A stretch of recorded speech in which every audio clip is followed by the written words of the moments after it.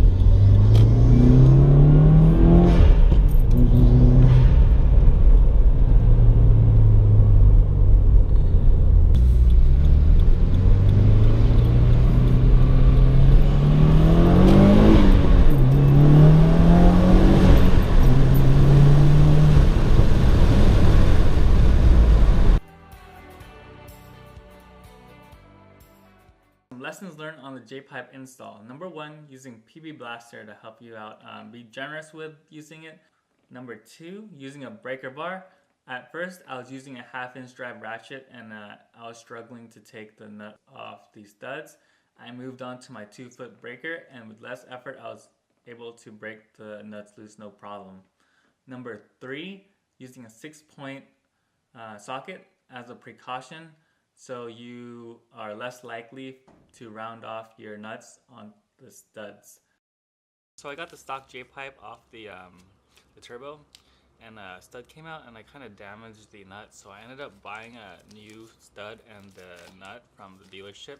So if you happen to want to buy some, here's the part numbers. This one's for the nut, and this one's for the stud. There you go.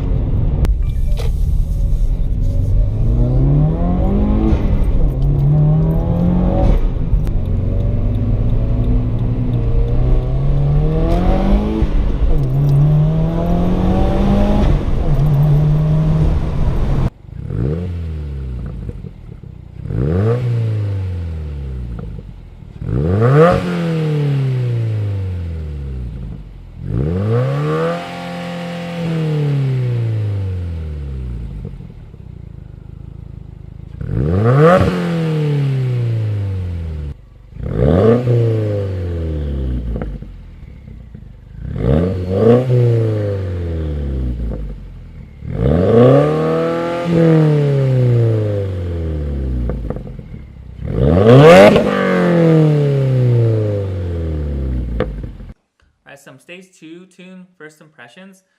Comparing to the Stage 1 tune, there's a slight power gain on the higher RPM range. This is according to my butt dyno, of course, but maybe after a Pro tune, I'll be able to feel a bigger difference. I was really expecting more from the off-the-shelf tune, but it is an off-the-shelf tune, so I'll be able to share with you guys maybe some solid numbers after getting a Pro tune. Exhaust note, there's a slight difference in exhaust note, and it's slightly louder, not significantly louder. I do have a Q300, so it's a quiet exhaust. There's a slight drone during under high load, but in cruising speeds, there's little to no drone. Biggest difference I felt from the Stage 1 to the Stage 2 tune is the power in between shifts. From Stage 1, I felt hesitation, and when comparing it to the Stage 2, I felt the power was almost linear after shifts. Alright, so thanks for watching, and if you guys like this video, please subscribe, like, comment, and share, and I'll catch you guys later.